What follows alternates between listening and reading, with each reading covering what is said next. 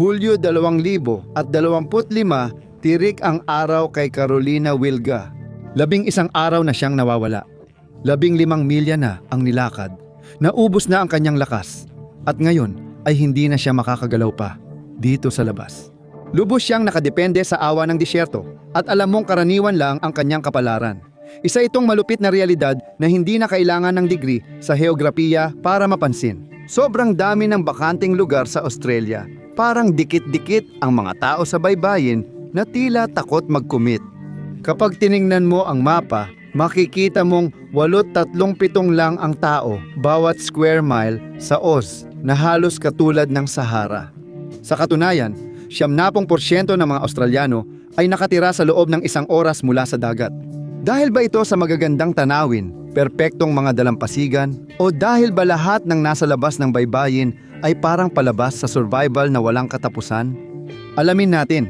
Isa sa mga pwedeng magbigay ideya sa bakanting lupa sa Australia ay ang Coober Pit na may populasyong 1,400. 526 na milya ito sa hilaga ng Adelaide at kilala bilang Opal Capital ng mundo dahil sa patuloy na paglabas ng makinang na bato. Malaki ang kalakalan dito kaya mukhang karaniwang bayan pero huwag magpalinlang. Kadalasan, bakante ang mga gusaling yan, mga daan lang papuntang totoong bayan, tindahan, simbahan, hotel, at bahay na inukit sa bato parang makabagong kaharian ng mga hobbit. Dito lang mas mura maging parang taong mole kaysa mag-aircon at naging attraction pa ito sa mga turista. Pero simula lang ang Coober Pit dahil habang mas papasok ka sa Australia, lalo itong umiinit, tumutuyo at hirap tirhan. Sakop ng Outback ang 73% ng kontinente pero 5% lang ng tao ang nakatira dito. Karaniwan, 113 Fahrenheit ang init tuwing tag-init. Bihira ang tubig dito. Hindi kasing tindi ng Sahara pero parang malayong kamag-anak na naaalala mo lang tuwing pista opisyal at natatandaan mo kung bakit iniiwasan mo. Ang karaniwang temperatura ay lampas. 113 degrees Fahrenheit pero hindi lang init ang problema. Nasaan ang tubig? Baka itanong mo. Oo, may ilang oasis dito, mga munting berdeng bahagi na parang nagsasabing buhay ka pa.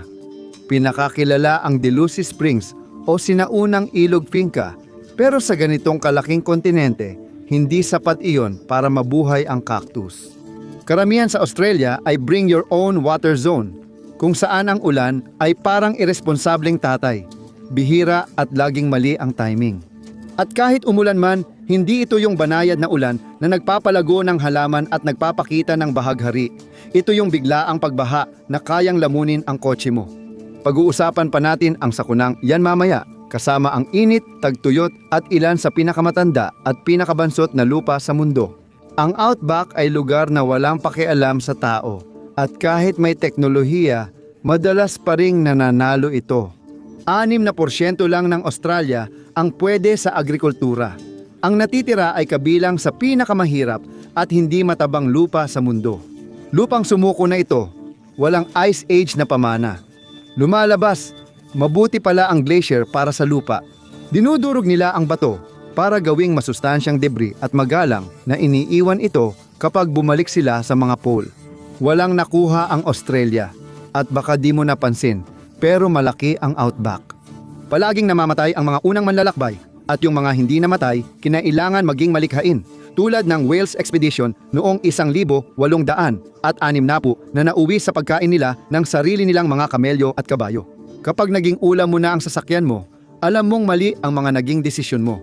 Hindi rin naging mas ligtas ang Outback dahil sa air travel. Pwede pa ring ma-stranded at magutom ang mga piloto kapag nagkaproblema ang biyahe. At hindi natapos ang panganib kahit na imbento na ang jeepy. Nang masira ang van ni Carolina Wilga, habang nagba-backpacking, naglakad siya para humingi ng tulong. Matapos ang 11 araw na paglalakad, nakakaunti lang ang pagkain at tubig mula sa tubig ulan, tinanggap ni Carolina na hindi na siya matatagpuan. Dahil sa swerte, may motoristang nakakita kay Carolina at agad siyang dinala sa ospital gamit ang helikopter. Namangha ang mga pulis na nabuhay siya ng ganoon katagal, pero hindi natatangi si Carolina. Karaniwan na ang ganitong kwento sa Outback. Noong 2021 may mag-asawang turista na naligaw ng lugar at oras. At natutunan nilang sa Outback, may kapalit ang anumang pagkakamali. Habang nagmamaneho sa South Australia, na-stuck sa buhangin ang sasakyan ni na Host Merlos, Nicky Wong at ang kanilang aso. Noong Enero, umabot sa mahigit 100 degrees Fahrenheit ang init sa Outback. Para kakaiba ang karanasan, nabuhay lang sila sa pag-inom ng emergency na likido. Natagpuan sila sa kalsada. Minsan lang gamitin ang literal kada 6 na linggo sa Outback dahil sobrang kaunti ang tao, kaya dapat planado ang pagsagip. Ang pinakamalaking lungsod sa Outback ay Calgary, Boulder, na tinatawag ng mga lokal na Calgary. Doon ako nagpapasalamat. Nasa Goldfields Esperance area ng Western Australia ito. Ang populasyon na 3,000 at libong ay nabubuhay dahil sa ginto, na nagsisilbing malakas na motibasyon. Sa totoo lang, lahat sa Outback ay nagsasabing huwag tumira rito, pero sinubukan pa rin ng tao. Siyempre, ano nga ba ang silbi ng lahat ng lupang iyon kung walang matapang o desperadong gagamit nito? Noong 1788, si Haring Jorge III ay isang taong may misyon. Handa siyang linisin at pagandahin ang lupa kahit pabigyan ng pagkakataon ang mga bilanggo na makalabas kapalit ng pagsasaka. Bakit mo pa ikukulong ang mga tao kung ang kontinenteng tinitirhan mo ay parang kulungan mula sa survival game? Pero hindi naman talaga baliw si Jorge. Sa mapa mukhang maganda ang heograpiya. Medyo. Kakaunti ang ilog sa Outback, ngunit naroon ang ilog Murray na mahigit 1,500 milya ang haba. Ito ang pinakamalaking anyong tubig sa Australia at may 5 sanga na kabilang sa pinakamahabang ilog doon. Pagsamahin mo lahat, makakabuo ka ng catchment area na ikapito bahagi ng kontinente. Sa papel, parang jackpot ito para sa agrikultura. Pero sa totoong buhay, para kang nagbukas ng basang Mars. Pero nagpatuloy pa rin ang mga nanirahan at naisipan pa nilang gumawa ng rainbarking. Sa madaling sabi, pagputol ng mga puno. Nilinis nila ang 44 ng New South Wales pero walang nangyari. Nakatambay lang ang lupa, tila walang epekto. Kahit ilang puno ang patayin mo, di mo magagawang paraiso ng pagsasaka ang Outback. Ang mga puno at palumpong ang sumisipsip ng halos lahat ng tubig tuwing umuulan. Ang asin ay nasisipsip ng hindi nadudumihan ang tubig sa ilalim ng lupa. Panalo ang lahat, pero kapag nagsimula kang magputol ng puno para gawing sakahan, mas maraming ulan ang pumapasok sa lupa at ibig sabihin niyan, mas maraming asin. Ngayon, ang mga bukirin mo ay parang mainit na tubig ng hotdog. Kaya, hindi nagiging Iowa ang Outback kundi isang higanting asin na lampara. Hindi. At kung gusto mo ng ganitong usapan sa heograpiya, pindutin ang subscribe. Sa ngayon, mas mabilis pa mawala motibasyon ko kaysa sa Great Barrier Reef. Noong 2,002 natuklasan ng awtoridad na 432 hanggang 49 na milyong ektarya ng lupa ang labis na maalat at di magamit. Higit 7 beses na mas malaki ito kaysa sa buong Australian Capital Territory. Pinakamalakas ito sa Timog Kanlurang Australia at Murray-Darling Basin, lalo na sa kanlurang dulo. Tama, kahit ang superstar na ilog ng Australia ay hindi nakaligtas sa maalat na sumpa. At gayunpaman, sa kabila ng lahat ng ito, umuunlad pa rin ang Australia, pero sa isang maliit na bahagi lang ng kontinente, ang baybayin. Bakit nakadepende ang buong kontinente sa makitid na lupa? Bakit karamihan sa pangunahing lungsod ay nasa tagpuan ng dagat at dalampasigan? Ano ang ibig sabihin nito para sa hinaharap ng Australia? Tuklasin natin. Patuloy silang nagpo-produce ng pagkain ng sobra sa kanilang kailangan. Noong 2023 at 2024 ine-export nito ang 70% ng produksyon sa agrikultura, katumbas ng $70 bilyong ng Australia. Malaking halaga ito para sa kontinente na tinaguri ang tigang at lahat ay galing sa mga baybaying kapatagan. Maganda ang klima sa baybayin. Parang dito itinago ng Australia ang pinakamagandang panahon. Ang tag-init ay umaabot mula 60 hanggang 80 Fahrenheit at ang taglamig ay nasa 30 hanggang 50. Samantala, ang silangang bahagi ng Gulpo ay nakakatanggap ng 59 hanggang 65 pulgada ng ulan. May Mediterranean na klima ang Swan Coastal Plain habang temperate naman ang Southeast Coastal Plain, isa sa kakaunti sa Southern Hemisphere. Ito ang Costco ng Australia. Dito halos lahat ay tumutubo. Trigo, tubo, prutas, gulay, lahat-lahat. Kung ikukumpara sa Outback, nakatabi lang nito. Parang may identity crisis ang kontinente. Pero hindi lang perpektong panahon ang dahilan kung bakit nakadikit sa baybayin ang sibilisasyon.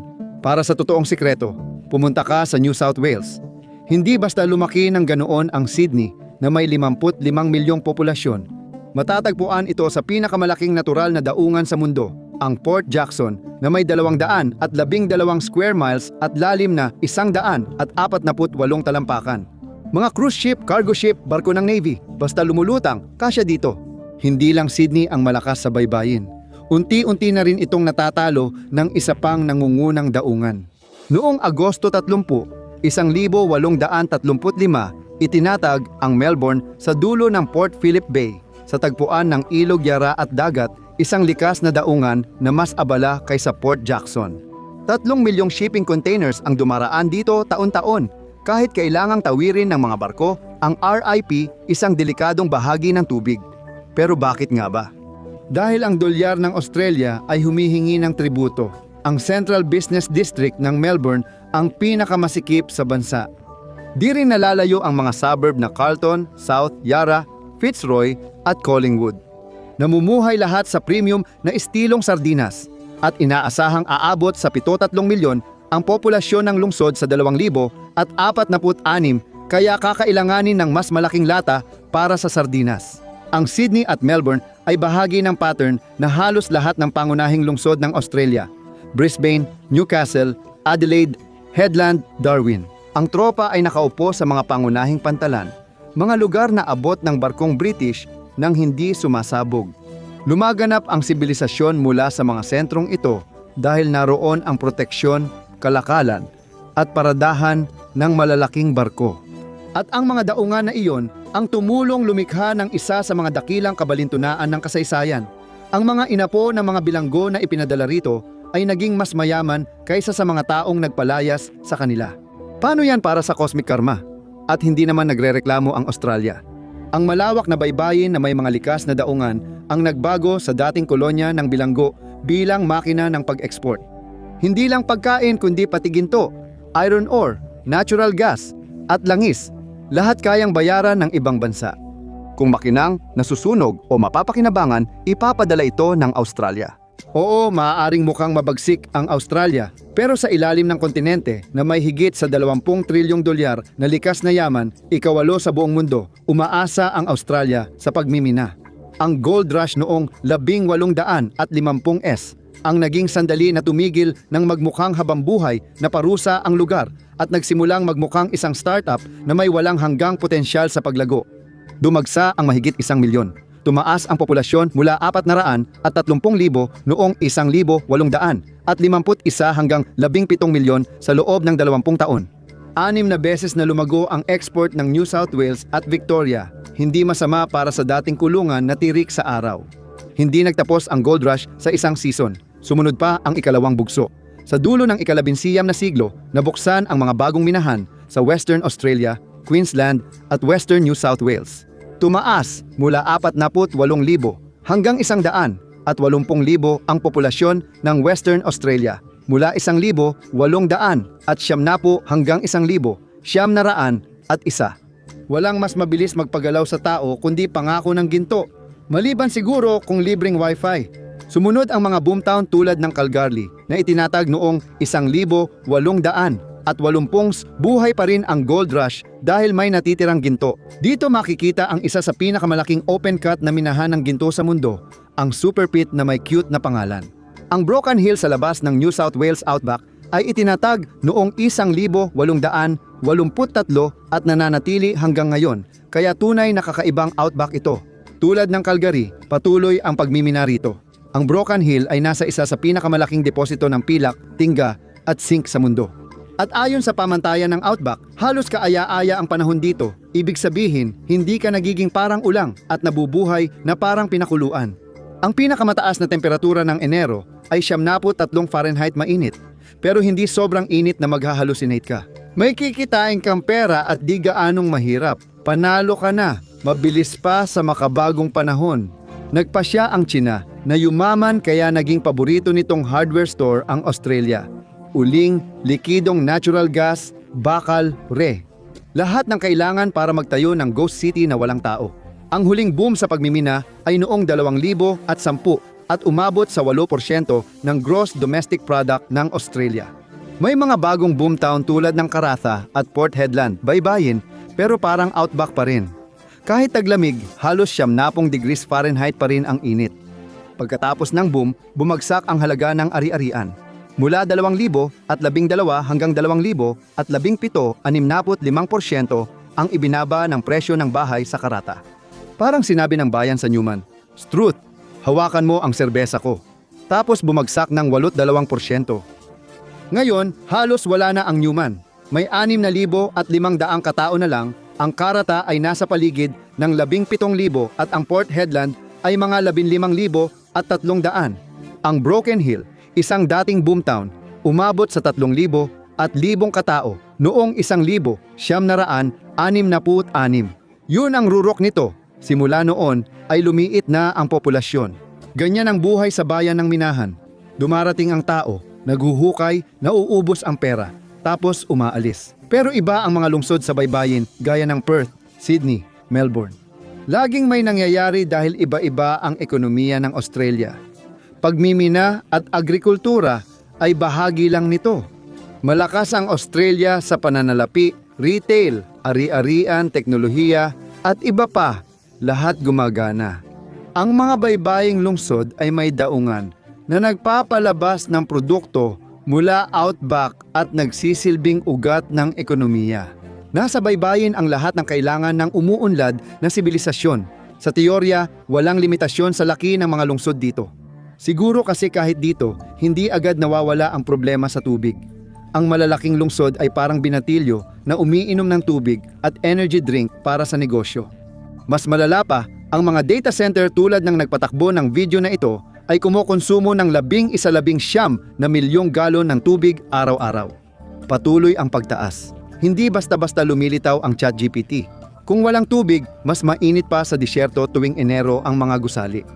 Kahit may ulan sa baybayin, Australia pa rin ang pinakatuyong tinitirhang bansa sa mundo. Mas tuyo ang Antarctica, pero hindi ito kasama. Ang Australia ay may mga lungsod na kailangang buhayin, habang ang Antarctica ay may mga ibong parang nakatuksedo. Hanggang 1,977, maayos na napamahalaan ng Australia ang catchment ng Murray at ilang dam na tulad ng Tennessee Valley Authority para sa daloy ng tubig. Hindi marangya, pero kahit paano, nakakakapagsipilyo pa rin ng ngipin ang mga tao. Nagbago ang lahat dahil sa Millennium Drought nang na-realize ng Australia na ay mag-isa na lang pala tayo ngayon. Noong 1977, malakas ang El Nino kaya kaunti ang ulan sa baybaying Australia, minsan pinakamababa sa kasaysayan. Samantala, mas marami namang ulan kaysa karaniwan ang naranasan sa outback. Subukang intindihin, hindi mo magagawa. Pero hindi nagtagal ang kakaibang pangyayaring iyon. Noong 2002 naranasan ng kontinente ang tagtuyot at lalo pang humirap ang kalagayan sa kalagitnaan ng 2,000 sitong. Noong 2006, isa ito sa pinakamatinding tagtuyot sa Timog Silangang Australia, bumaba ng 40-60% ang ulan. Tuyo at malutong ang lahat. Maraming Australiano ang pakiramdam ay parang disyerto na ang nasa baybayin. Sa wakas, natapos ng La Nina ang tagtuyot noong 2010 at 11 pero huli na dahil kalahati ng ani ng Australia ay nawala na. Parang kalahati ng langit nagbato ng barya at sinabi, "Talo ka!" At naging malinaw dahil sa tagtuyot na hindi na pwedeng umasa ang malalaking lungsod sa mga dam at imbakan ng tubig. Kailangan nila ng tubig mula sa ibang lugar. At sa Australia, ang ibang lugar na yon ay ang karagatan. Alam mo na, yung parehong maalat na pasaway na nagpapahirap sa pagsasaka. Kaya noong 2006 binuksan ng Perth ang Perth Seawater Desalination Plant ng todo-todo. Nagbibigay ito ng 17% ng tubig ng lungsod, pero kulang pa rin kaya nagtayo sila ng isa pa. Noong 2012, binuksan ang Southern Seawater Desalination Plant na nagdagdag ng 20% sa supply ng Perth. Pero hindi pa rin tumigil ang tagtuyot, kaya pinalaki pa ng Australia ang mga hakbang nila. Binuksan ang Sydney Desalination Plant noong 2012 at sa parehong taon dahil tila 2012 ay parang Pasko ng desalination. Binuksan ang Adelaide Desalination Plant na nagpo-provide ng 50% tubig ng Adelaide at 10% ng South Australia. Heto ang Victorian Desalination Plant na kayang magbigay ng hanggang 60% ng daily water supply ng Melbourne. May 26 desalination plant sa baybayin ng Australia.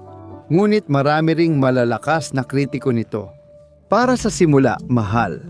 Ang planta sa Sydney ay nagkakahalaga ng 17 bilyong Australian dollars para maitayo at pagkatapos ay humingi ng $300,000 kada araw na bayad sa mga mamumuhunan sa loob ng 50 taon kahit na hindi ito gumagawa ng tubig. At hindi lang ito tungkol sa pera. Ang desalination ay gumagawa ng brine na marumi at maalat na putik. Hindi mo lang basta-basta pwedeng itapon ito sa dagat at tapusin na ang usapan. Kailangan gamutin, itapon ng tama, bantayan, dagdag gastos at sakit ng ulo. Isipin mong gawin yan sa malalayong lugar. Kailangang i-desalinate ang tubig dagat tapos ihatid ito ng libu-libong milya sa truck o pipeline. Lahat ng gastos na yan, lahat ng effort, lahat ng infrastruktura. At para saan? Para kumbinsihin ang mga tao na tumira sa isang lugar na nakikipagkumpetensya para sa pinakahindi matirhang lugar sa mundo. Isama pa ang tindi ng init sa Outback na lalong lumalala. Noong Agosto 2025 taglamig pa roon, di ba? Umabot ng 103 degrees Fahrenheit ang bayan ng Unadada. 102 lang ang nakatira doon. Pero kahit ganun, hindi dapat parang sira-sirang sa una ang pakiramdam ng taglamig. Mas delikado pa ang init. Sa kanlurang Australia, may tatsulok na mas nakakatakot kaysa Bermuda. Ang heat triangle ng Outback sa pagitan ng Onslow, Telford at Gascoyne Junction ay umabot ng 122 degrees Fahrenheit noong 2022. Hindi na yan panahon para ka nang iniihaw ng dahan-dahan. Naalala mo ba si Newman? Yung parehong bayan na nawala ang merkado ng pabahay matapos ang mining boom? Umabot sa 117 Fahrenheit ang init ngayong taon dahil sa heat wave. Pero hindi naman nasa sea level si Newman. Kung ilalagay siya sa sea level, tataas pa sa 126 degrees Fahrenheit ang totoong bilang. Sobrang init na pati anino ko pinapawisan.